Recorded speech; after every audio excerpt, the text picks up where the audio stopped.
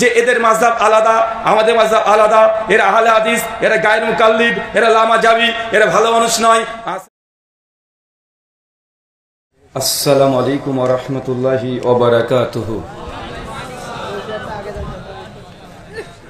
ইন্নাল হামদালিল্লাহি নাহমাদুহু ওয়া নাস্তাঈনুহু ওয়া নাস্তাগফিরুহু ওয়া নাউযু বিল্লাহি মিন শুরুরি আনফুসিনা ওয়া মিন সাইয়্যাতি আমালিনা। মান ইয়াহদিহিল্লাহু ফালা মুদিল্লা লাহু ওয়া মান ইউদ্লিল ফালা হাদিয়া লাহু। ওয়া আশহাদু আল্লা ইলাহা ইল্লাল্লাহু ওয়াহদাহু লা শারীকা লাহু ওয়া আশহাদু আন্না মুহাম্মাদান আবদুহু ওয়া রাসূলুহু।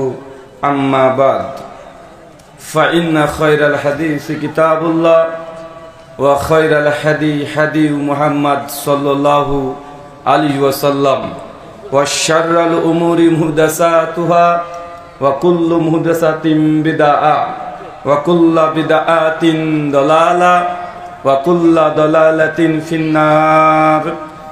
আউযু বিল্লাহিস সামিউল আলীম মিনাশ শাইতানির রাজীম মিন হামজিহি ওয়া নাফখিহি ওয়া নাফসিহি।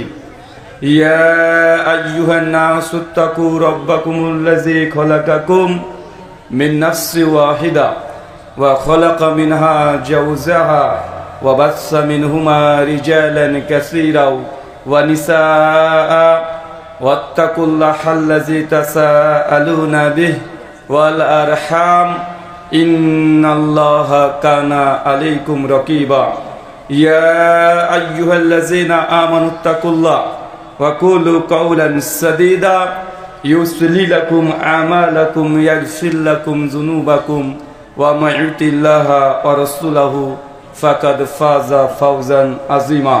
ক্বালা রাব্বি ইশরাহ লি সাদরি ওয়া ইয়াসসির লি আমরি ওয়াহলুল উকদাতাম মিন লিসানি ইয়াফকাহু কওলি। রব্বি জিদনি ইলমা ওয়া জিদনি ফাহমা। সমস্ত প্রশংসা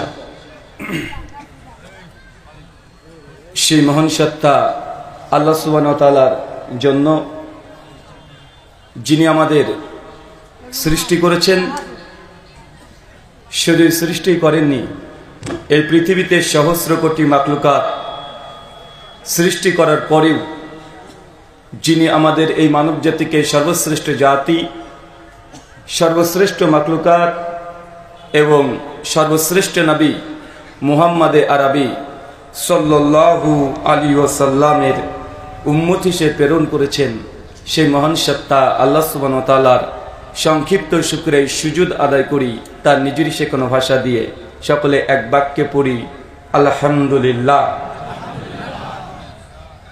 দক্ষিণ আলোকদিহি ঈদগাহ জামাত পরিচালিত আলোকদিহি দারুল হাদিস কারিয়ানা ও হাফেজিয়া মাদ্রাসা ও ইয়াতিমখানার উদ্যোগে এবং পরিচালনায় আজ 28শে ফেব্রুয়ারি 2025 জুমাবার 42তম বার্ষিকী আজমুশান ওয়াজ মাহফিল।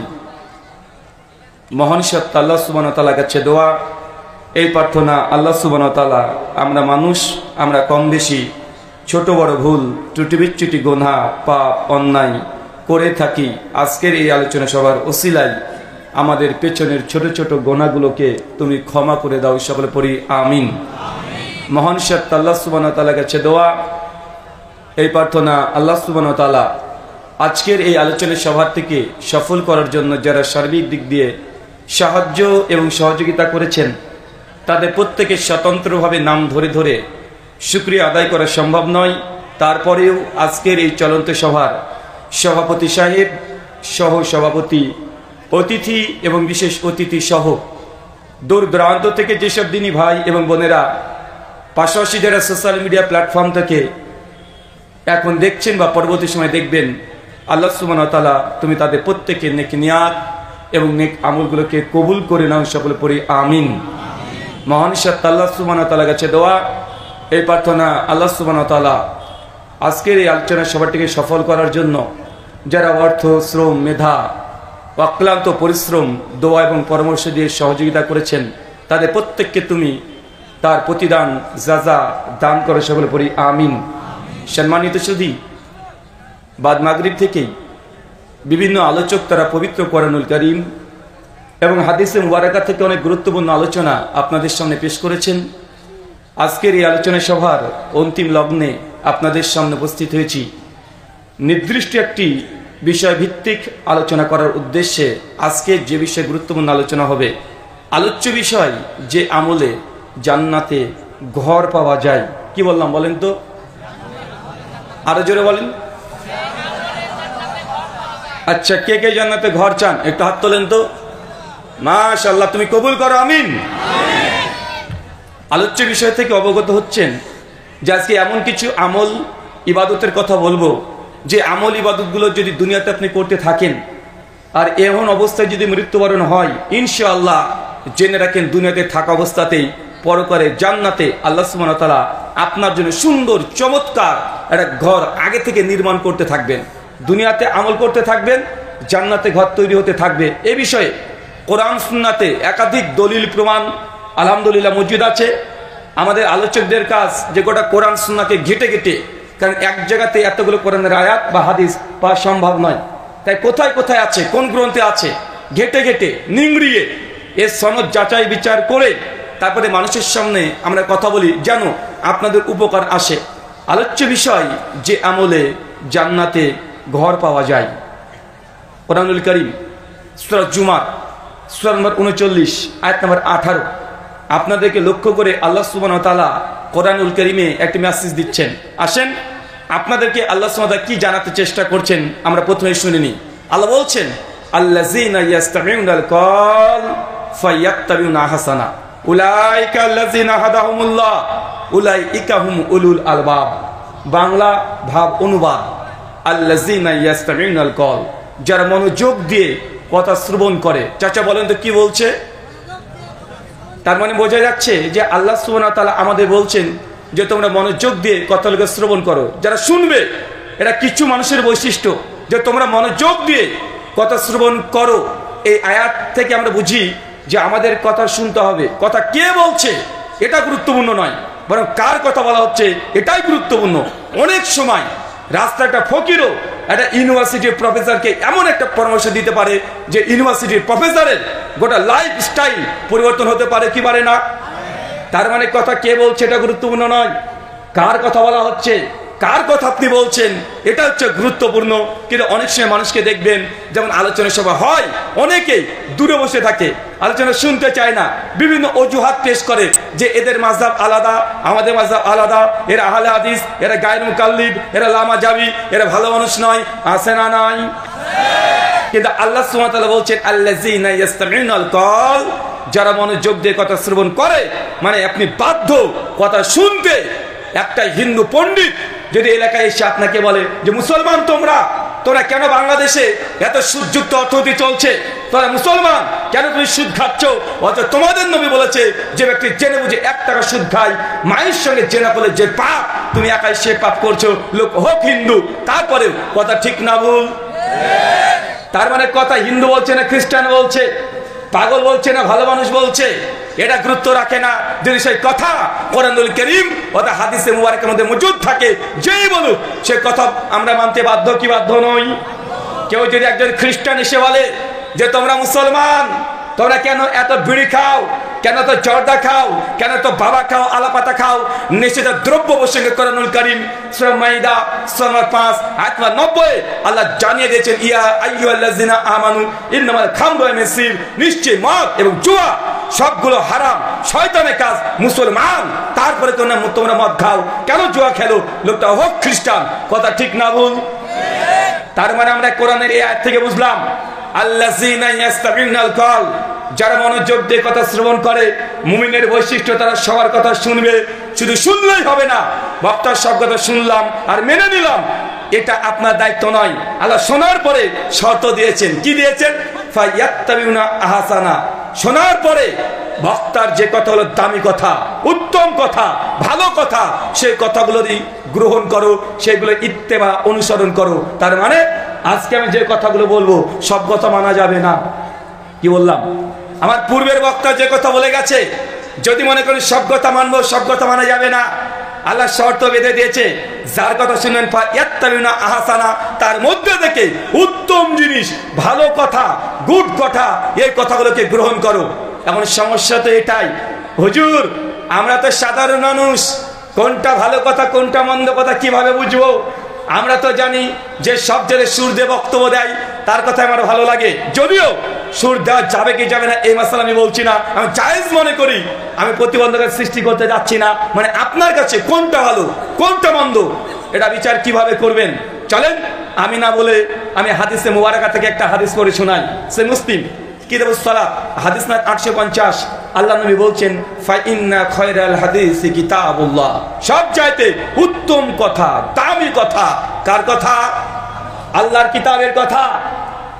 যতই আপনার বিরুদ্ধে চলে যাক, আপনার পরিবারের বিরুদ্ধে চলে যাক, রাষ্ট্রের বিরুদ্ধে যদি চলে যায়, তারপরেও কথা যদি কোরআনুল কারীমের হয়, কথা যদি নবীর হাদিসের হয়, এই কথাটাই উত্তম। চাচা আমি জানি, মায়েরা এটাও জানি, যখন সুনান আবু দাউদ 4311 নম্বর হাদিস আমরা কোট করে বলি যে আল্লাহ নবী বলছেন, কেউ যদি সেন্ট, আতর, গোলাপ জল, সুগন্ধি মেখে কোন নারী যদি বাড়ি থেকে বের হয়, আল্লাহ নবীর ভাষা অনুযায়ী সে নারীকে আল্লাহ নবী বলছেন সে নারী বেশ্যা, মানে জেনাকারিনী। বুঝতে পারছি কথাটা শুনে আপনার রাগ হচ্ছে, কঠিন মনে হচ্ছে, কিন্তু এই কথাটা উত্তম কথা। কেন? এই কথা নবী বলেছে। বোঝা যাচ্ছে আমার কথা? কে কে আমার কথা বুঝতে পারছেন? একটু হাত তোলেন তো। দেখেন বাঙালিরা কি নেতার অবস্থা দেখেন। প্রশ্ন কি করেছি? হ্যাঁ, কে কে বুঝতে পারছে না তারা হাত তোলেন। বলেন তো কারা তুলেছে? এর চাও না বাঙালি, মানে হুজুরটা খারাপ কাজে হাত তুলতে বলবে না, তাই হাত তুলতে বলেছি, তুলে দিয়েছি। তার মানে আপনাকে এতক্ষণ আমি কোরআনের এই আয়াত থেকে বোঝানোর চেষ্টা করলাম, বক্তার প্রত্যেক কথা এটা গ্রহণ করা যাবে না। কোন কথা গ্রহণ করতে হবে? যেটা আল্লাহর কিতাবে আছে, নবীর হাদিসে আছে, সেই কথা আপনার বিরুদ্ধে চলে গেলেও, সমাজের বিরুদ্ধে যাক, রাষ্ট্রের বিরুদ্ধে যাক, তারপরেও সেই কথাটাকে উত্তম কথা এটা আপনাকে অনুধাবন করতে হবে, মেনে নেওয়ার মতো হৃদয়কে উন্মুক্ত রাখতে হবে। যদি আপনি বলেন যে না সমাজে যা চলছে তাই করব, বাপ দাদা 14 পুরুষদের যা চলছে তাই করব, তাহলে আপনি হেদায়েত পাবেন না। আল্লাহ শর্ত বেঁধে দিয়েছে, উলাইকাল্লাযিনা হাদাহুমুল্লাহ, যারা এই ধরনের হৃদয় নিয়ে বসে আলোচনা শুনতে, মূলত আমি আল্লাহ তাদেরকে হেদায়েত দিয়ে থাকি। তার মানে আল্লাহ যাকে তাকে হেদায়েত দেন না। চাচা আল্লাহর কাছে হেদায়েতের অভাব আছে? আল্লাহ ফিরআউনকে হেদায়েত দিতে পারতেন না? আবু জাহেলকে, আবু লাহাবকে, উতবা, সাইবা, আমার দেশ মোদিজি পারতেন কি পারতেন না? মোদিজিকে হেদায়েত দিতে পারেন আল্লাহ? আরে আল্লাহর কাছে তো হেদায়েতের অভাব নেই, কিন্তু আল্লাহ হেদায়েত দেয় না কেন? কারণ শর্ত দুটো দিয়ে দিয়েছে। এক, কথা শুনতে হবে। দুই, শুধু শুনবেই না, ভালো কথাগুলোকে গ্রহণ করার মতো হৃদয়কে উন্মুক্ত রাখতে হবে। যদি নিজের বিরুদ্ধে যায়, কিন্তু তারা তো কথা শুনতেই চায় না, তারা হেদায়েত পাবে কিভাবে? তার মানে বুঝতে পারলাম যারা মুমিন ব্যক্তি, তাদের মধ্যে দুটো হৃদয় থাকে, বৈশিষ্ট্য থাকে হেদায়েত পাওয়ার জন্য। আরেক শ্রেণী মানুষের কথা কোরআনুল কারীমে আছে বিভিন্ন জায়গায়। চলেন আরেক শ্রেণীর শ্রোতার কথা আমরা শুনে আছি। সূরা বাকারা সূরা নম্বর 2 আয়াত নাম্বার 170, সূরা মাইদা সূরা নম্বর 5 আয়াত নম্বর 4, সূরা যুখরুফ আয়াত নম্বর 23-24, বিভিন্ন জায়গায় সূরা আম্বিয়া আয়াত নম্বর 51-52, কমপক্ষে 10 জায়গায় কোরআনে আল্লাহ সুবহানাহু ওয়া তাআলা কিরাতের ভিন্নতায় তিনি আয়াত অবতীর্ণ করেছেন। আমি বলছি সূরা মাইদা আয়াত নম্বর 4, আল্লাহ বলছেন ওয়া ইযা কিলা লাহুম তাআলাউ মানজালাল্লাহ ওয়া ইলা রাসূল ক্বালু হাসবুনা মা আযাদনা আলাইহি আবাআনা। বাংলা ভাব অনুবাদ, আল্লাহ সুবহানাহু ওয়া তাআলা কোরআন মাজিদকে এমন ভাবে অবতীর্ণ করে দিয়েছে, এই আয়াতের বয়স হচ্ছে প্রায় 1400 বছর। কত বছর? কথা বলেন। 1400 বছর আগে কোরআনে দিয়ে দিয়েছে, কিন্তু আয়াতটা যখন অনুবাদ আপনার সামনে বলবো তখন মনে হবে যে আয়াতটা এই 2 ঘন্টা আগে অবতীর্ণ হয়ে গেছে। কেন? এখন এমন কিছু মানুষের কথা আল্লাহ বলছেন, ওয়া ইযা কিলা লাহুম, হে নবী আপনি মানুষকে যখন বলবেন তাআলাও, এইদিকে এসো। কোন দিকে? আনজালাল্লাহ, আল্লাহ যে অবতীর্ণ করে, ওয়া ইলা রাসূল, আর রাসূল তোমার দিকে। কিছু মানুষ সমাজে এমনও থাকবে যাদেরকে আপনি দেখবেন তারা বলবে ক্বালু হাসবুনা মা আযাদনা আলাইহি আবাআনা, আরে আমরা তো ওটা পেয়ে খুশি হয়ে গেছি, আমার জন্য ওটাই যথেষ্ট। আমাদের বাপ দাদাকে যেই পথে পেয়েছি, বাপ দাদা যে আমল করেছে আমরা সেই আমল করব। কিসের কোরআন, কিসের হাদিস? আমার বাপ দাদা কি ভুল পথে ছিল? ভাই বলেন তো এমন মানুষ আছে না নাই? তার মানে কোরআনুল কারীমে আল্লাহ সুবহানাহু ওয়া তাআলা প্রত্যেকটা মানুষের সাইকোলজি বলে দিয়েছেন। মনে হচ্ছে যে আপনাদের এলাকাতে এরকম মানুষ দেখতে পান কি পান না? 1400 বছর আগে যদিও এই আয়াতের বয়স, কিন্তু মানুষের ব্রেন 1400 বছর আগে যা ছিল 1400 বছর পরে সে সেম একই কোয়ালিটির জবাব মানুষ দেয় কি দেয় না? দেয়। সহিহুল বুখারী কিতাবুল জানাইজ হাদিস নম্বর 1360 আল্লাহর নবী বলছেন যে আমার চাচা মৃত্যুশয্যায় শায়িত, নাম হচ্ছে আবু তালেব। সহিহ মুসলিম কিতাবুল ঈমান বাব শাফাতুন নবী হাদিস নম্বর 398। আল্লাহর নবী তার চাচা আবু তালেবের কাছে গিয়ে বলছে, চাচা তুমি একবার কালেমা পাঠ করো, বাকি কিয়ামতের মাঠ আমি যে কোনো মূল্যে শাফাআত করে তোমাকে জান্নাতে নিয়ে যাওয়ার জন্য আল্লাহ সুবহানাহু ওয়া তাআলার কাছে অনুরোধ করব। চাচা বুঝতে পারছেন, স্বয়ং আল্লাহর নবী কাকে বলছেন?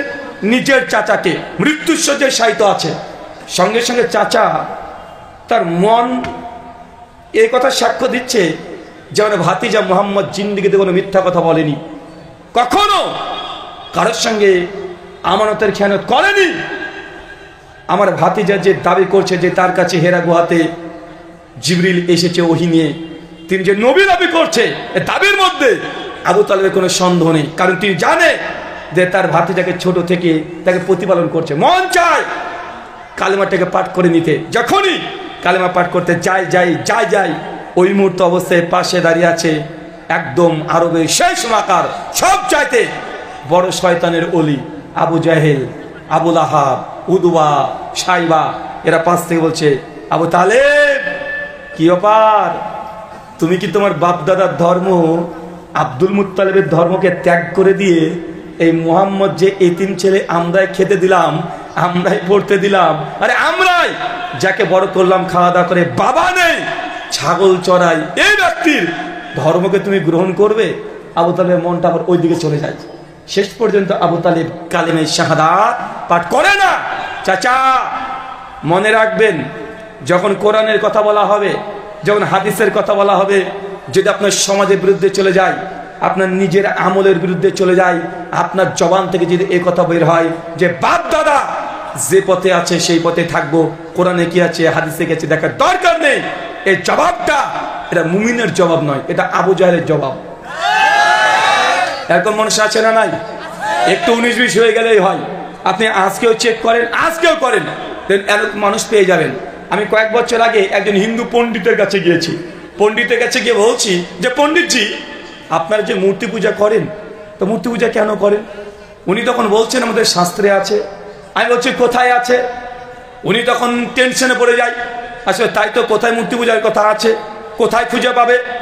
যখন অনেকক্ষণ কথা বলার পরে তাকে বলছি যে আমার জানা মতে সনাতন শাস্ত্রে মূর্তি পূজা করতে হবে, ঈশ্বরের প্রতিমা নির্মাণ করতে হবে, এই মর্মে কোনো শ্লোক বা মন্ত্র পাওয়া যায় না, এটা পণ্ডিত ঠাকুরদের বানানো।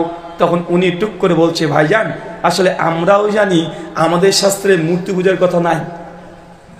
আমি তখন বলছি তাকে, তাহলে আপনি করছেন কেন? কেন করছেন? শাস্ত্রে যেহেতু নাই। উনি তখন বলছেন, আরে বাপ দাদা পুরো পুরুষদের আমরা করে চলে আসছি, পরম্পরা ধরে চলছে। আমি প্রশ্ন করেছিলাম, হরে কৃষ্ণ কৃষ্ণ কৃষ্ণ হরে হরে, হরে রাম রাম রাম হরে হরে, প্রত্যেক হিন্দু সনাতনী বৈষ্ণবীরা এই মন্ত্র পাঠ করে কি করে না? পাঠ করে। আমি প্রশ্ন করেছিলাম, 4খানা বেদ আছে, ঋক সাম যজু অথর্ববেদ, 4 বেদে 20,536টা মন্ত্রের সংখ্যা। ভাগবত গীতা 18খানা অধ্যায়, 700খানা শ্লোক আছে, 18খানা পুরাণ আছে, উপনিষদ আছে, অনেকগুলো গ্রন্থ। 4 বেদ, ভাগবত গীতা, এই গ্রন্থে এই মহামন্ত্র কি আছে? এখন পর্যন্ত আমার চ্যালেঞ্জকে কেউ খণ্ডন করতে পারেনি। আমি দাবি করেছি 4 বেদ, ভাগবত গীতা, পাশাপাশি যদি আপনি ধরে নেন মনুসংহিতা, অন্য সংহিতা শাস্ত্রগুলো প্রায় 20খানা সংহিতা শাস্ত্র, এক জায়গাতেও এই মন্ত্র বর্ণনা করা হয়নি, তারা পড়ছে, আছে না নাই? তার মানে বোঝা যাচ্ছে সমাজে এমন কিছু ইবাদত আমল প্রচলিত থাকে যে মানুষ মনে করে এটাই ঠিক, অথচ শাস্ত্রে ধর্মগ্রন্থে এর কোনো অস্তিত্বই নাই, অনেকগুলো আছে। চাচা আপনি বলছেন হিন্দুরা তাহলে মনে বোকা মানুষ, তাদের ধর্মগ্রন্থে নেই তাও করে, আমরা মুসলমান তো অত বোকা না, আমরা যা করি সব কোরআন হাদিসেই আছে, মনে হয় কি হয় না? কথা বলেন। কয়েকদিন আগে শবে বরাত গেল, রাত্রিবেলাতে লাইট জ্বালিয়েছিলেন, দিনের বেলায় রোজা রেখেছিলেন, রাত্রিতে 100 রাকাত নামাজ পড়েছিলেন, হালুয়া রুটি খেয়েছিলেন, কবরস্থানে গিয়ে মানে জিয়ারা করে এসেছেন কি আসেন নাই? একবার খোঁজ খবর করে দেখেছেন যে এগুলো আসলে সহিহ সুন্নাহ দ্বারা প্রমাণিত কোনা না? আপনি চেক করে দেখেননি, আপনি বলছেন সবাই করে আমিও করি। বাপ দাদা আপনি যেমন দলিল দেন হিন্দু পণ্ডিতও দেয়, আছে না নাই?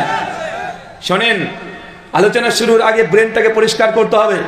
কোরআন হাদিস থেকে ঘেটে ঘেটে তো আপনাকে আলোচনা শুনে দিয়ে চলে যাব, কিন্তু আলোচনা বোঝার আগে যদি আপনার মেন্টালিটি, মানসিক অবস্থা যদি পরিবর্তন না করতে পারেন, 5 ঘন্টা আলোচনা করলেও কোনো লাভ হবে না।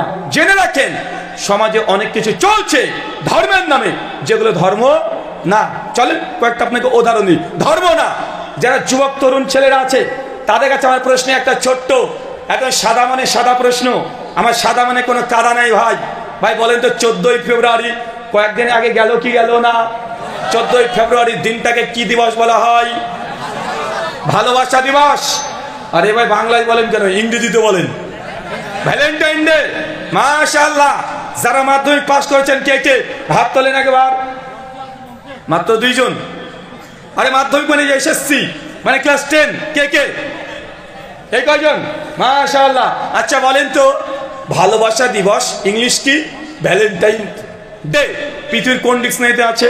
অক্সফোর্ড, ক্যামব্রিজ, কিসে আছে? ভ্যালেন্টাইন ডে ইংলিশ অনুবাদ করলে হয়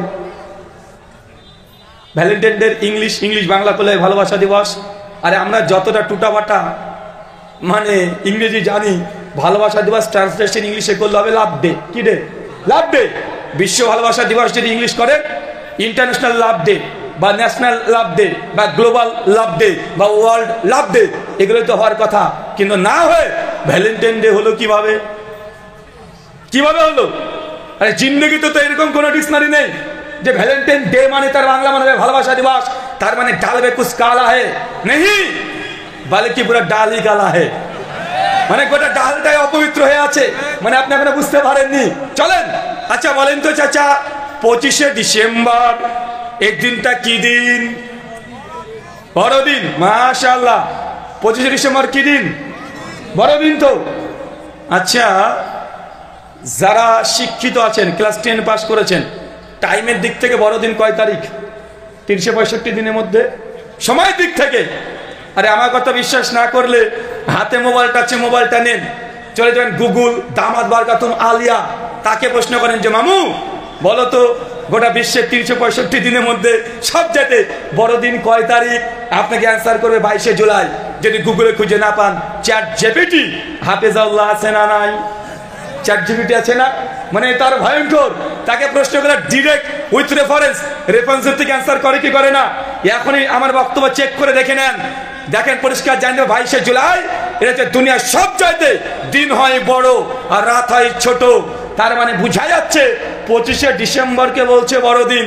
অথচ আপনি যদি এই সায়েন্স নাও বুঝেন, তাহলে আপনাকে সাদা মনে সাদা একটা প্রশ্ন করি, চাচা শীতকালে দিন বড় হয় না রাত বড় হয়?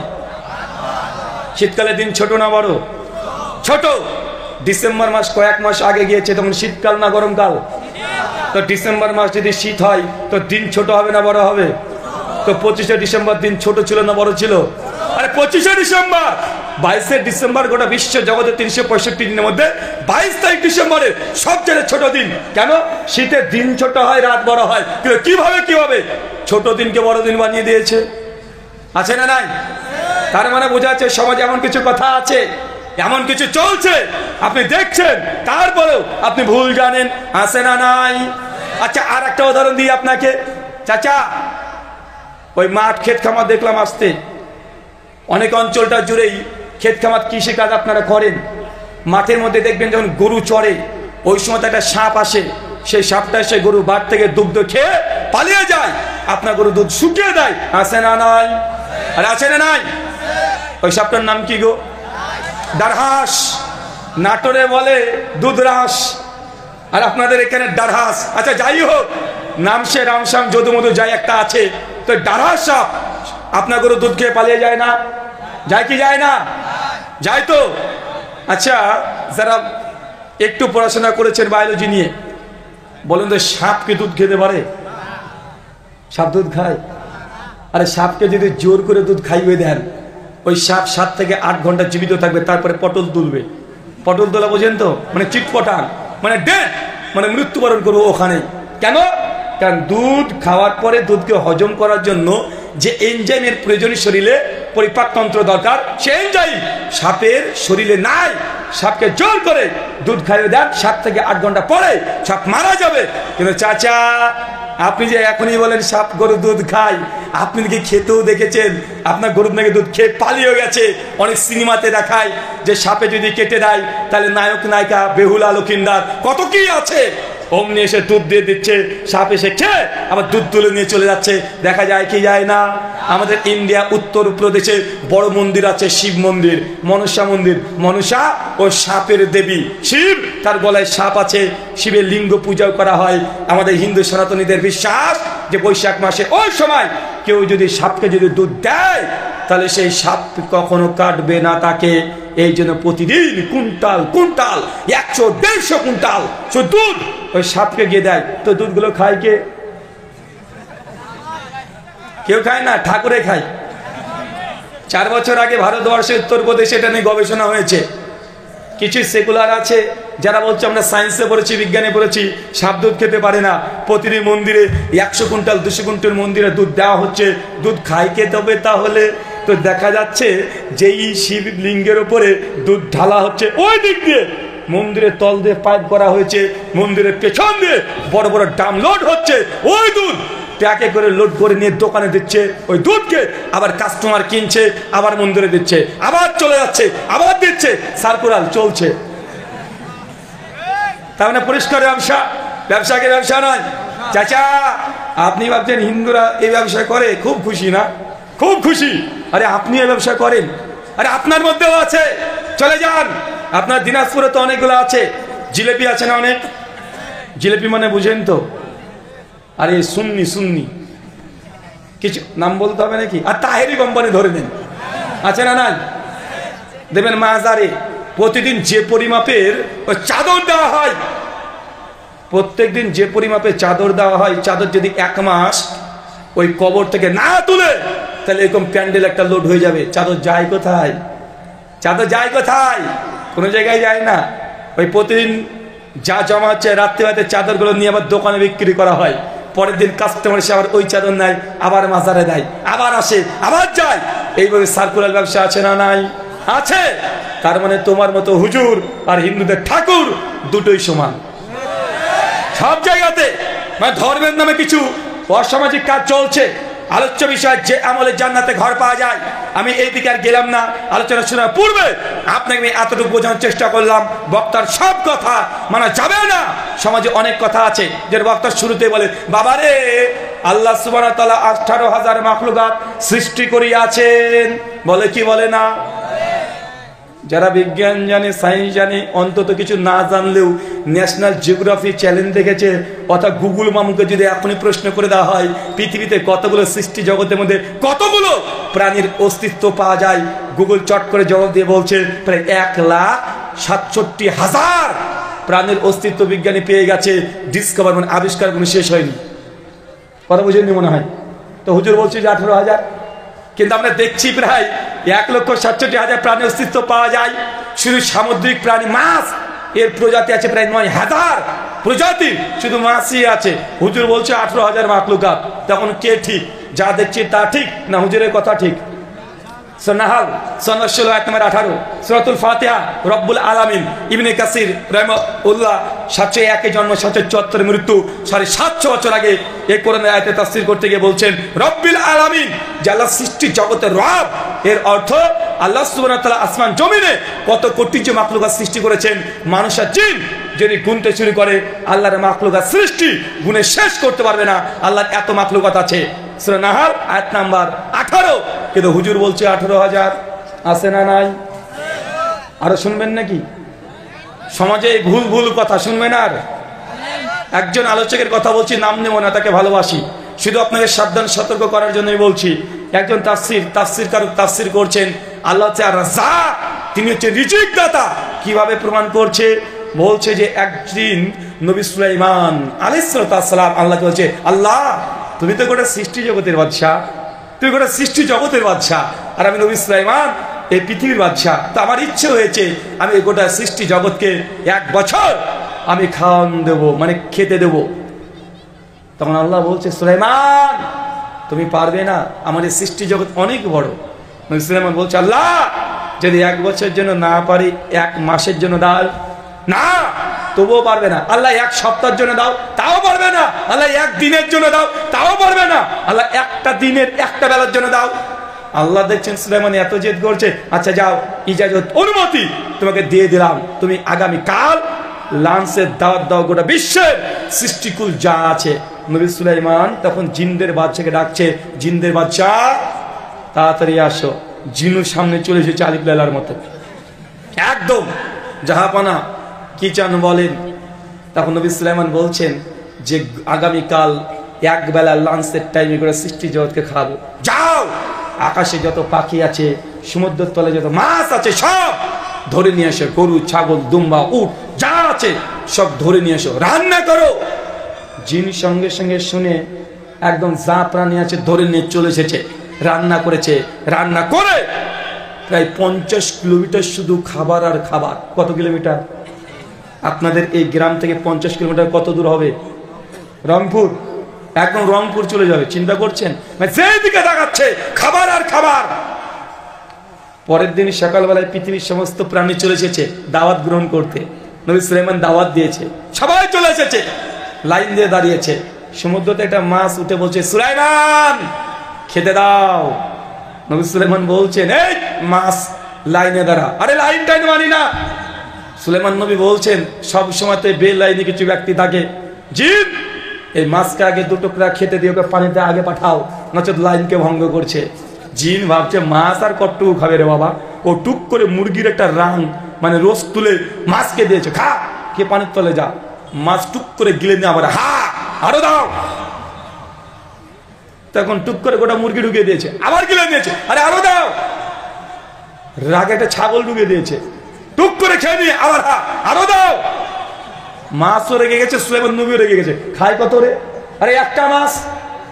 তখন মাছ বলছে সুলাইমান নবীকে, সুলাইমান আমি আজকে তোমার মেহমান, সরি মেজবান, তুমি মেহমান, তুমি আজকে রিজিকের দায়িত্ব নিয়ে নিয়েছো।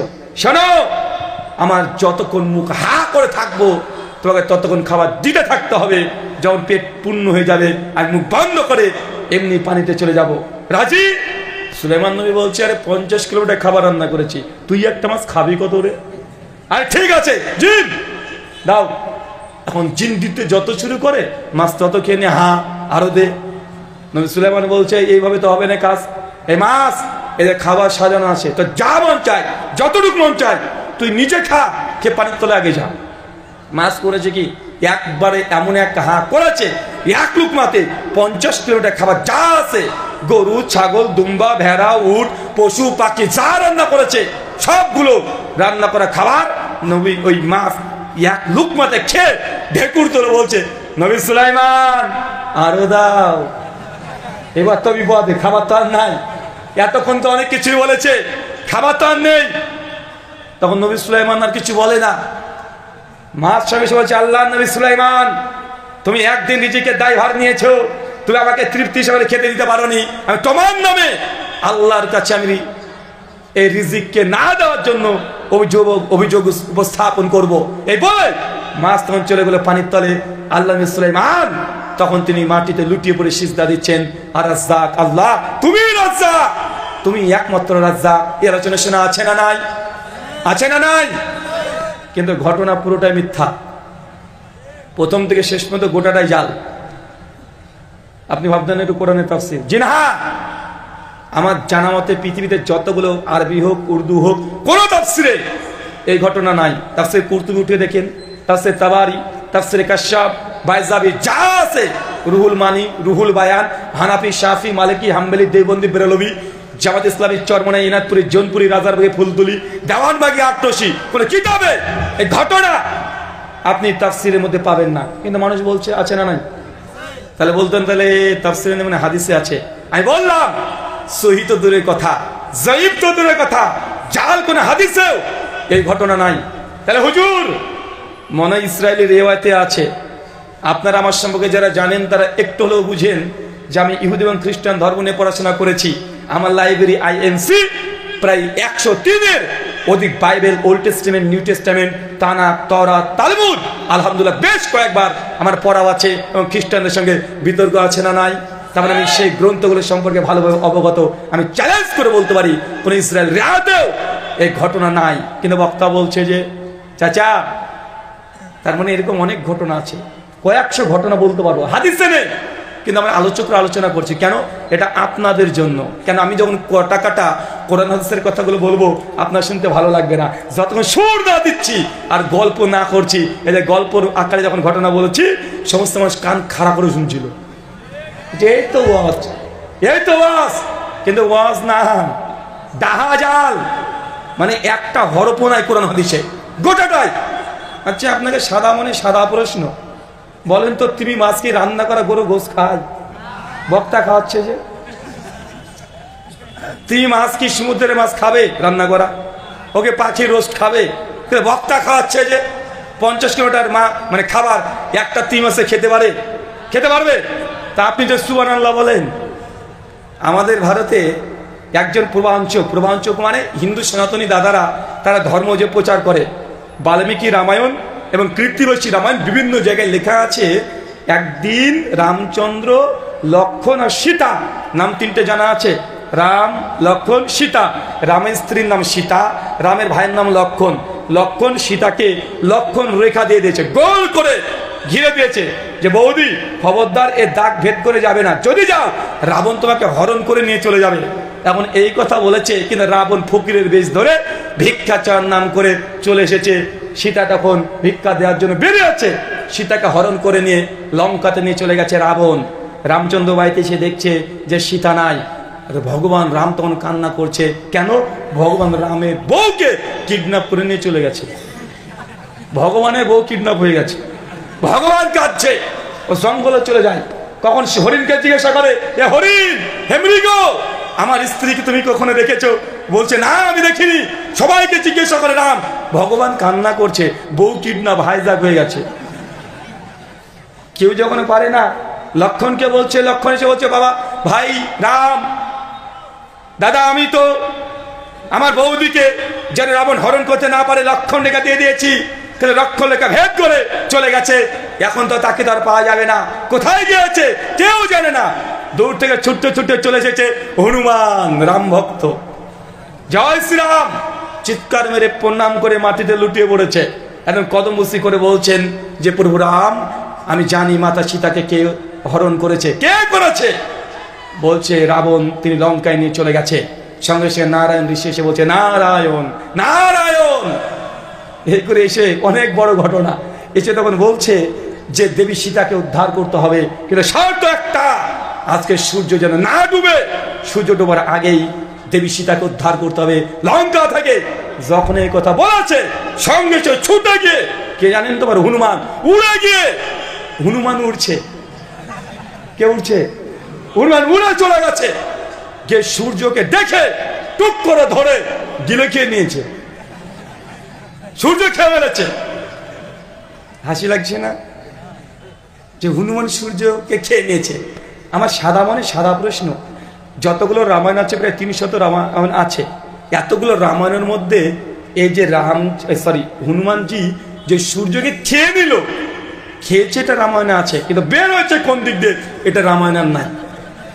আরে ভাই আমরা সূর্য তো দেখতে পাচ্ছি, এখন দেখতে পাচ্ছি না, তার মানে খেয়েছে বুঝে নিলাম, ফর সেক অফ আর্গুমেন্ট, যুক্তির খাতিরে তর্কের খাতিরে মেনে নিলাম যে 1 সেকেন্ডের জন্য হলেও সূর্যকে একদিন হনুমানজি গিলে খেয়ে নিয়েছে। এখন খেয়ে করেছে কি? নিঃসন্দেহে হজম হয়ে যায়নি, আর যদি হজম হয় তো বের হয়েছে কোন দিক দিয়ে?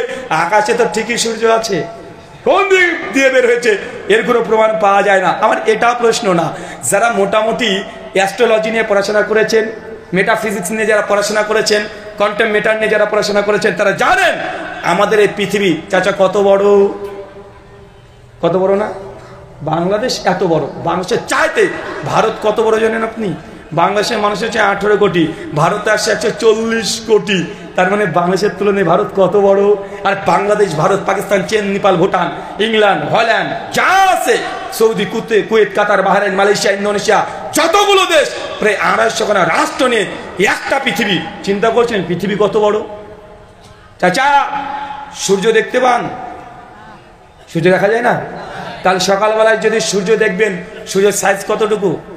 মনে হবে যে চাঁপাই নবাবগঞ্জের কালায় রুটির সমান, একাই খেয়ে নিতে পারবেন, মনে হয় না? অথচ সূর্য যতটুকু দেখছেন ততটুকু না। সূর্যের সাইজ আমাদের গোটা পৃথিবী যত বড়, তার 1 গুণ নয়, 100 গুণ নয়, 1000 নয়, 1 লক্ষ নয়, 13 লক্ষ গুণ বড় একটা সূর্য। মানে 13 লক্ষখানে এত বড় বড় পৃথিবী সূর্যের মধ্যে ঢুকিয়ে দিলে টুক করে গিলে খেয়ে নিতে পারবে সূর্য, এত বড়। কিন্তু আমার সাদা মনে সাদা প্রশ্ন, হনুমানজি ছোট্ট একটা প্রাণী অত বড় সূর্য খেলো কি করে? কিভাবে খেলো? ওইভাবে খেয়েছে। বক্তা যেভাবে মাছকে গোশ খাওয়িয়েছে, হিন্দু দাদারা ওইভাবে হনুমানকে সূর্য খাওয়িয়েছে। আপনি হিন্দুদের কথা শুনে হাসি পান। হিন্দুরা দুর্গা পূজাকে পুজো করে, খুব হাসি, যে মানুষ না পাই আমারে মাটির তৈরি মূর্তিকে পুজো করে। বেটা তুমিও তো কবরে যে শুয়ে আছে তাকেও পুজো দাও, দাও না? ওরা দুর্গার কাছে চাইলে দোষ, তুই দরগার কাছে গিয়ে চাও, এটা দোষ না। দুর্গা তো দাঁড়িয়ে থাকে, দরগা যিনি আছেন ওই বেটা তো শুয়ে আছে। পার্থক্য তো এতটাই, দুর্গা আছে মা আর দরগা হচ্ছে বাপ। দরগা কি আছে? বাবা। তো ভাই আপনার মধ্যে তার মধ্যে পার্থক্য কি হলো? এতগুলো কথা সারমর্ম সারাংশ ফল কথা এটাই, ধর্মের মধ্যে কিছু অধর্ম চলছে, এটাকে বিচার করে আপনাকে ধর্মকে গ্রহণ করতে হবে। অনেক কিছু মার্কেটে পাওয়া যাবে, পুঁটি মাছ পচাও পাওয়া যায়, ইলিশ মাছও পাওয়া যায়। ইলিশের দাম দিয়ে পুঁটি পচা মাছ কিনছেন না তো সাবধান সতর্ক থাকতে হবে। ভাই ইলিশ মাছের এখন ডুপ্লিকেট আছে না নাই?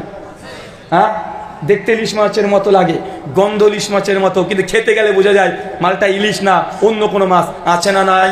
তার মানে ধর্মের মধ্যে অনেকগুলো অসঙ্গতি ঢুকিয়ে দিয়েছে, বিচার বিশ্লেষণ করতে হবে। আলোচ্য বিষয়, যে আমলে জান্নাতে ঘর পাওয়া যায়। চাচা 3 জন মানুষ আগে থেকেই দুনিয়াতে ঘর পেয়ে গেছে। আল্লাহ নিয়ে মেরাজে গিয়েছিলেন, জান্নাতে ঘর দেখে এসেছেন। দুনিয়াতে এসে তিনি জানিয়েছেন এই 3 জনের ঘর আমি দেখতে পেয়েছি। সেই 3 জন ব্যক্তির নাম বলতে পারবেন কেউ? কে বলবেন? না আগে হাত তোলেন। চাচা আপনি বলবেন। তুমি বসো, ইয়াং ছেলে, বিয়ে করেছো? বিয়ে হয়েছে? বসো, এখনো বিয়ে করেন, উত্তর দেবে। চাচা দাঁড়ান। আর কে পারবেন যারা 50-এর উপরে বয়স? 3 জন পারবেন চাচা? মাশাআল্লাহ। কোথায় শুনেছেন? মাশাআল্লাহ। চাচা বলেন। 1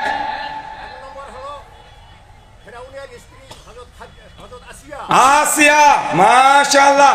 2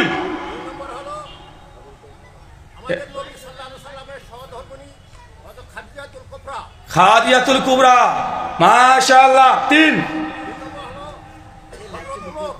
ওমর ইবনুল খাত্তাব। চাচা 3টে বলেছে, ঠিক বলেছে? তুমি বলবে এই 3টেই? চাচাকে কেউ চ্যালেঞ্জ করবেন? চাচা ঠিক বলেছে কি? আরে কি রে, এটা কথাই বলে না।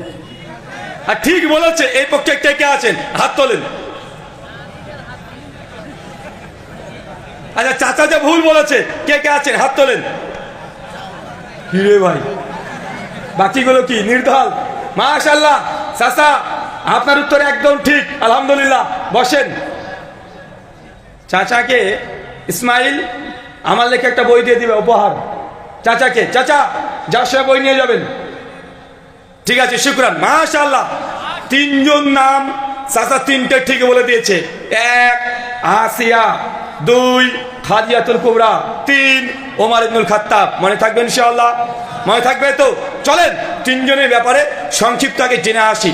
মুসনাদে আবি আলা হাদিস 6411 আল্লাহ নবী বলছেন, যখন আসিয়া নবী মুসা আলাইহিস সালামের দ্বীন গ্রহণ করলেন, ঈমান নিয়ে চলে আসলেন, ওই সময় ফিরআউন যখন শুনতে পেয়েছে তার নিজের স্ত্রী ইসলাম গ্রহণ করেছে, আসিয়াকে জেলখানে বন্দি রেখে প্রতিদিন সকালবেলায় সন্ধ্যাবেলায় 100 200 করে বেত্রাঘাত দিয়ে প্রতিদিন নির্যাতন করতো।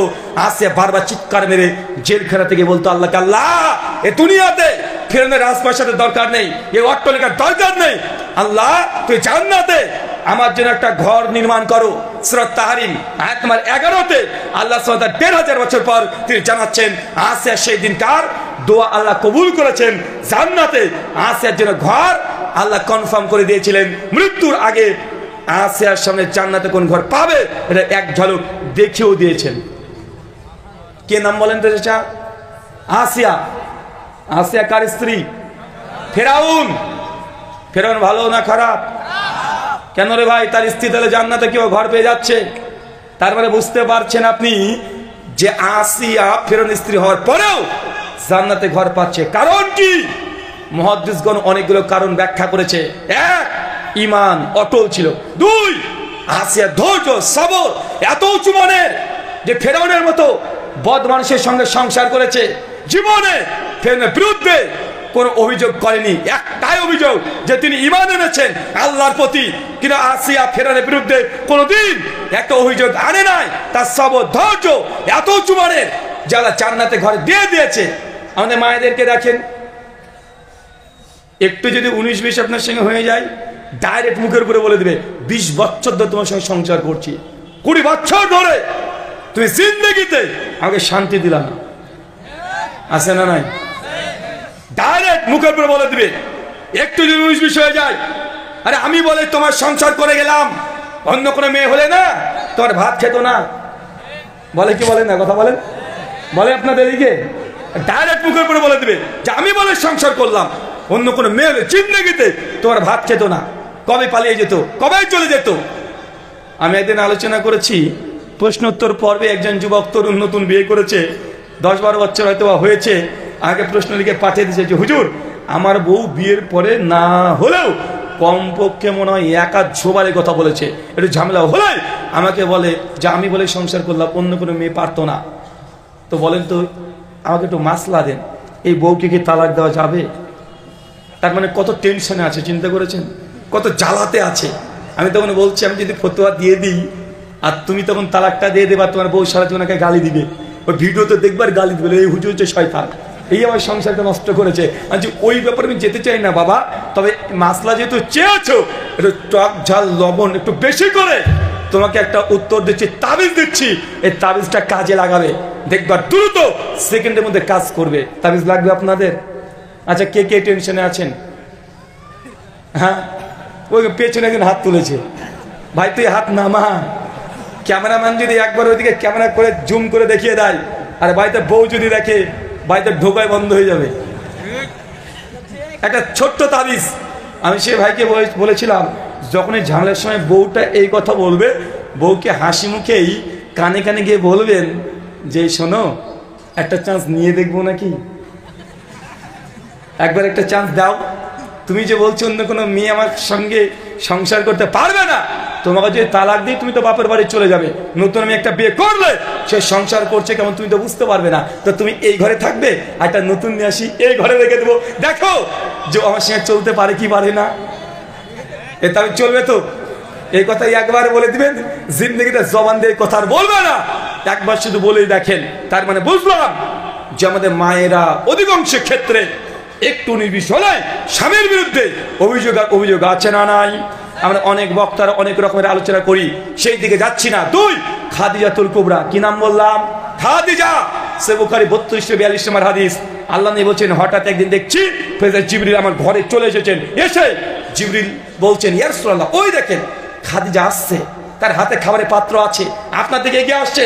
আপনি খাদিজাকে বলেন জান্নাতে খাদিজার জন্য আল্লাহ তো চমৎকার ঘর তৈরি করেছে, যা ভেতর থেকে বাইরে দেখা যায়, আর বাইরে থেকে পরিষ্কার, ভেতরে সব দেখা যায়, তো চমৎকার ঘর আপনি জানিয়ে দেন খাদিজার জন্য আল্লাহ এই ঘর প্রস্তুত করে রেখেছেন।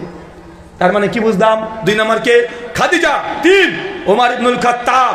সহিহ বুখারী 38-40 নম্বর হাদিস। আল্লাহ নবী বলছেন যে ওমর, আমি যখন জান্নাত থেকে ফিরে আসছিলাম একটা ঘর দেখলাম জান্নাতের চমৎকার, বারবার আমার চোখটা চলে যায়, আমি মন চাচ্ছিল যে ঘরটার মধ্যে একবার প্রবেশ করি, চমৎকার ঘর আমি কখনোই দেখিনি। কিন্তু আমি যখন জিবরিলকে বললাম জিবরিল এই ঘরটা কার, জিবরিল জবাব দিয়ে বলছে ইয়া রাসূলুল্লাহ এটা আপনার উম্মতের ওমরের ঘর, ওমর বিন খাত্তাব। আল্লাহ নবী বলছেন ওমর আমি জান্নাতে সেই ঘরে প্রবেশ করলাম না, আমি চাইলাম যে আমার ওমর যখন জান্নাতে যাবে প্রথম পায়ের ধাপ যেন ওমরের পরে তার জন্য সেই ঘরে আমি আর প্রবেশ করি নাই। ওমর বিন খাত্তাব এই হাদিস শুনে হাউমাউ করে শিশু বাচ্চার মতো তিনি লুটিয়ে পড়ে কান্না করছেন, ইয়া রাসূলুল্লাহ, আমার জন্য জান্নাতে ঘর, আমার সম্মান আল্লাহর কাছে এত। উমর কাঁদছে জান্নাতে ঘরের সুসংবাদ পেয়ে। আর আমাদের মুসলমান দেখেন, ওকে জাহান্নামের আযাবের কথা বললে হাসে, আছে না নাই? সেই বুখারী কিতাবুল খওফ হাদিস নম্বর 6488। আল্লাহ নবী বলছেন, আমি জান্নাত জাহান্নাম পরকাল যা বুঝি যা দেখি, তোমরা যদি জানতে বেশি বেশি কাঁদতে আর কম কম হাসতে। মৃত্যুর পর জীবন যদি মানুষ সত্যি অনুধাবন করত, নবী বলছেন তোরা বেশি বেশি কাঁদতে আর কম কম হাসতে। কিন্তু আমরা উল্টো করি কি করি না? করি কি করি না? ওয়াজ মাহফিল হয়ে গেছে, শুধু হাসি আর খোরাকির মঞ্চ হয়েছে কি হয় নাই? তার মানে তিনটে আমরা পেয়ে গেলাম উত্তর। তিনজন ব্যক্তি দুনিয়াতে জান্নাতে ঘর পেয়ে গেছে, এখন তারা তো অলরেডি জান্নাতি হয়ে গেছে। ভাই আমাদের জান্নাতে ঘর দরকার আছে না নাই? বেশি আমল নাই, 5খানা আমলের কথা বলবো। মাত্র 5খানা আমল যদি আপনি করেন, নবী আলাইহিস সালাম তিনি দুনিয়াতে চলে গেছেন 1450 বছর আগে, তিনি আমাদেরকে ভুলে যান নাই।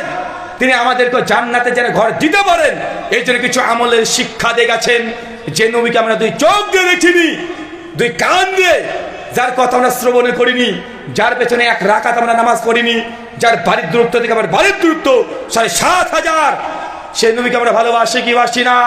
সে নবীর বিরুদ্ধে বাংলাদেশে নয় পুরো বিশ্বে কেউ যদি বাজে মন্তব্য করে, কুরুক্তি করে, ডাইরেক্ট সে দেশের শাসক সরকার যিনি আছেন, যে মুসলমান হয় তাকে মৃত্যুদণ্ড, ফাঁসি, যে কোনো মূল্যে তাকে ফাঁসির কাস্টে ঝুলে হত্যা করে দিতে হবে।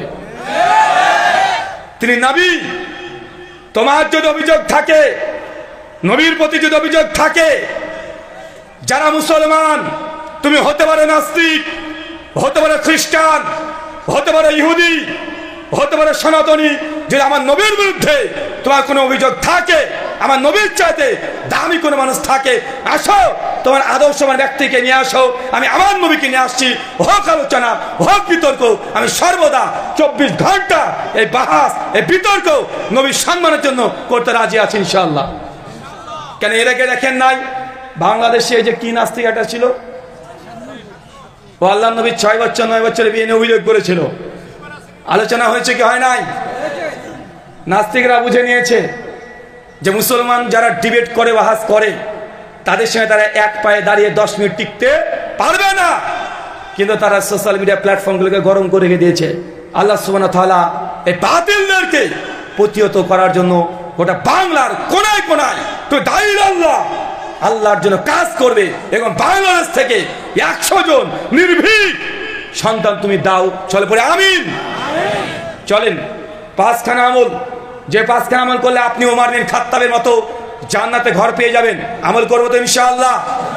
আগামী কালই শুরু হয়ে যাচ্ছে রমজান। রমজান অনেক বড় মাস, 30টা মাস, 30টা দিন, শুধু নেকি আর নেকি। চাঁদ ওঠার পর থেকে নেকি শুরু হয়ে যাবে, হবে কি হবে না? আজকে যে আমল করছেন ওটার যদি 10 নেকি হয়, রমজানে হয়ে যাবে 700 গুণ পার। চিন্তা করছেন? মানে রমজানে যা করবেন তাই নেকি। সাহারি করবেন নেকি, ইফতার করবেন নেকি, ইফতার করাবেন নেকি, রোজা আছেন সারাদিন দোয়া করবেন, ডাইরেক্ট আল্লাহ দোয়া কবুল করে দিবেন, তারাবি পড়বেন তারপরে নেকি, রাত্রিবেলা উঠে জিকির আজকার করবেন নেকি, যা করবেন 24 ঘন্টার নেকি আর নেকি, আছে না নাই? আছে। কোরআন মাজিদ পড়বেন, সব নেকি। 5খানা আমল। সহিহ বুখারী হাদিস নম্বর 450। আল্লাহ নবী বলছেন, কেউ যদি দুনিয়াতে একটা মসজিদ নির্মাণ করে দেয়, বাইতুল ফিল জান্নাহ, আমি আল্লাহ তাকে জান্নাতে একটা ঘর দিয়ে দিব। চাচা বলেন তো কি? দেখেন মসজিদের কথা বলেছি, আর টাকা পয়সার ব্যাপার। বাঙালি দেখেন মুখ শুকিয়ে গেছে যে হুজুর মনে টাকা চাইবে। এবার আমি টাকা চাই না কোনো দিন, আমি চাঁদা তুলতেও পারিনি, টাকা তুলিও না কোনো দিন। ভাবেন না টাকা তুলতে আমি এসেছি। তবে আল্লাহ নবীর এই হাদিস, কেউ যদি দুনিয়াতে একটা মসজিদ তৈরি করে দেয়, মসজিদ কার ঘর? আপনি যদি আল্লাহর ঘর দুনিয়াতে তৈরি করবেন, আল্লাহ জান্নাতে আপনার ঘর তৈরি করে দিবেন। ভাইজান, আপনার বয়স 40 বছর ধরে আপনি শ্রম করছেন, ব্যবসা করছেন, কঠোর পরিশ্রম করছেন, 40 বছর ধরে এই দুনিয়াতে একটা সুন্দর বাড়ি তৈরি করতে পারেননি, পেরেছেন? কথা বলেন। কিন্তু আল্লাহর জন্য যদি একটা মসজিদ নির্মাণ করে দেন, জান্নাতে ঘর পাবেন। অনেকে প্রশ্ন করতে পারেন, হুজুর আমাদের তো অত টাকা নেই, একটা মসজিদ তৈরি করলে 20-40 লাখ টাকার ব্যাপার, অত টাকা তো নেই। চাচা নবীর যুগে তাজ দেওয়া মসজিদ ছিল না। নবীর যুগের মসজিদ মানে এই মাঠের উপরে, জমির উপরে শুধু খেজুরের ডাল দিয়ে, খেজুরের বৃক্ষরাজি দিয়ে সাজানো মসজিদ। এমন যদি টিনের কাঁচা বেড়া দিয়েও যদি মসজিদ তৈরি করেন, জান্নাতে ঘর পাবেন কি পাবেন না? পাবেন কি পাবেন না? আরে বেদাতীদের বাপ যদি মারা যায়, 2-3টে গরু জবাই করে হাজার হাজার মানুষকে মরা মশের খানা খাওয়াচ্ছে, এটা বেদাত। কিন্তু আপনি সুন্নাতে আমল করতে পারবেন না। বাপের 1 বিঘা জমি সম্পত্তি আপনি ভাগ পেয়েছেন, বাপের জন্য মসজিদের জন্য জমিদান করা যাবে না ইনশাআল্লাহ? করো তো ইনশাআল্লাহ? এখানে ইনশাআল্লাহ বাঙালি বলবে না, বলছি ইনশাআল্লাহ বলে যদি সত্যি দিতে হয়, আবার যদি জমি চলে যায়, মানে বাঙালি খুব চালাক, সব জায়গায় ইনশাআল্লাহ বলবে না। চলেন, এত কঠিন আপনার জন্য নয়। সুনান ইবনে মাজাহ হাদিস 738, নবী বলছেন, কেউ যদি দুনিয়াতে এটা পায়রার ঢোপের সমান, ডিমের সমান মসজিদ তৈরি করে দেয়, বাইতুল ফিল জান্নাহ, আমি আল্লাহ তাকেও জান্নাতে ঘর দেব। চাচা, 6 তলা মসজিদ তৈরি করতে হবে না, বড় পাকা মসজিদ তৈরি করতে হবে না, পায়রার ডিমের সমান মসজিদ তৈরি করলে জান্নাতে ঘর পাবেন। বলেন তো পায়রার ডিমের সমান মসজিদ তৈরি হয়? পায়রার ডিমের সমান বলতে কি বুঝায়? ইমাম আসকালানী ফাতুল বারি আলা সাহিহুল বুখারী হাদিস 450 এর ব্যাখ্যা করতে গিয়ে বলছেন, নবী এখানে ডিমের সমান কেন বললেন? এর উদ্দেশ্য এইটা, কেউ যদি এই দুনিয়াতে একজন ব্যক্তি নামাজ পড়তে পারে, এতটুকু মসজিদ কায়েম করে, তার জন্য জান্নাতে ঘর আছে। মানে একজন ব্যক্তি মসজিদ কি তৈরি করা সম্ভব না? আপনার আমল করার জন্য সুবিধা করে দিই, এলাকাতে আপনাদের রাজমিস্ত্রি আছে না? আছে তো। ইঞ্জিনিয়ার আছে না? আছে। কালকে চলে গিয়ে বলবেন যে ভাইজান, একজন ব্যক্তির নামাজ পড়ার জন্য কতটুক জায়গা লাগে, মানে একটা জায়নামাজ, 1 মুসাল্লা, হিসাব 2 ফিট বা 4 ফিট। ওই মিস্ত্রিকে বলেন জমির দাম, এতে ইট, সিমেন্ট, বালি, মিস্ত্রি খরচ, রং, রড সব দিয়ে কত টাকা খরচ পড়বে স্কয়ার ফিট হিসাবে বের করতে পারবে কি পারবে না? পারবে না? পারবে। বলতে পারে 70,000, 80,000। নিয়াত করে নেন, মৃত্যুর আগের দিনের মুহূর্তে হলেও দুনিয়াতে একজন ব্যক্তি নামাজ পড়তে পারে এমন 1 মুসাল্লা সমপরিমাণে মসজিদে দান করবই, এই নিয়াত করে নেন। ইনশাআল্লাহ নিয়াতও যদি করেন, তারপরেও আল্লাহ সুবহানাহু ওয়া তাআলা এই আমলকে আপনার জন্য কবুল করে নেবে। পারবো তো ইনশাআল্লাহ?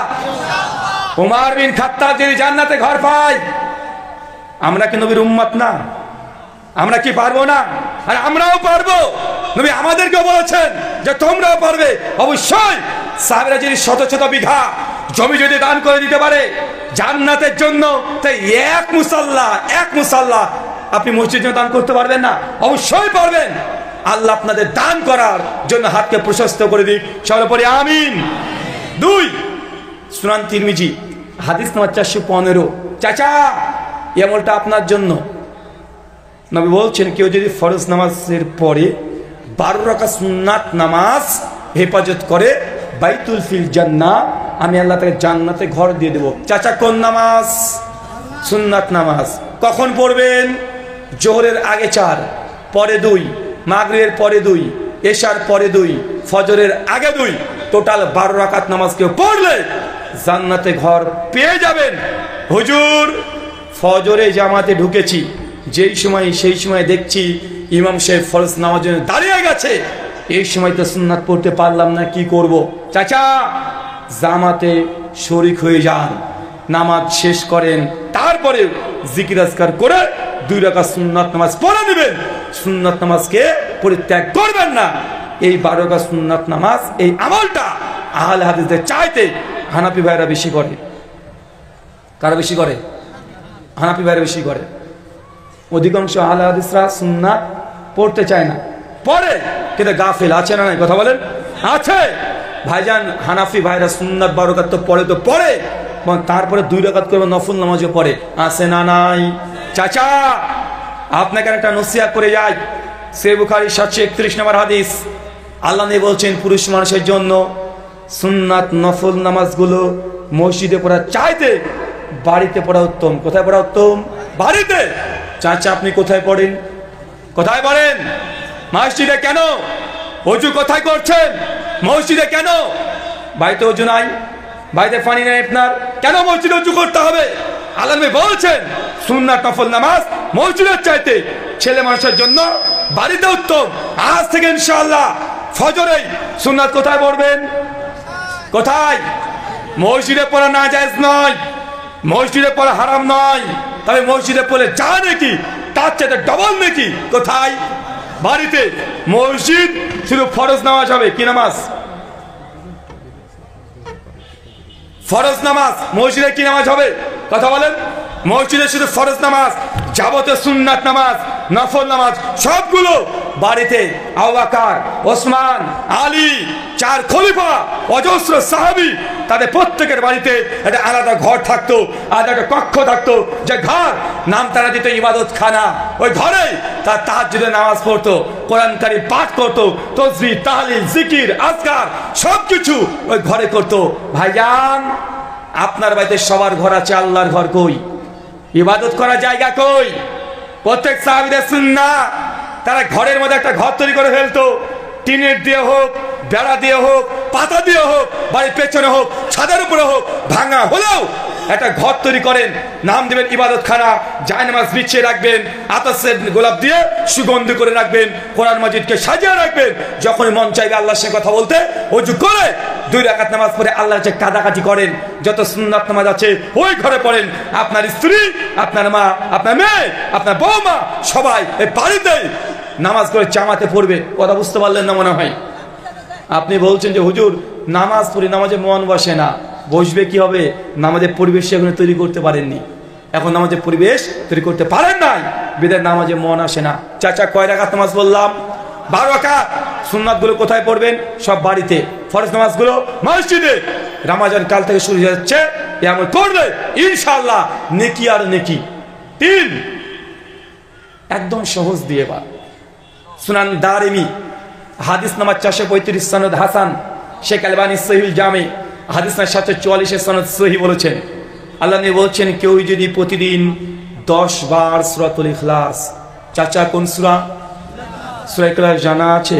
না বাবা, আমি তো হুজুর না, তাই জানি না। চাচা আপনার জানা আছে, নাম জানেন না তাই।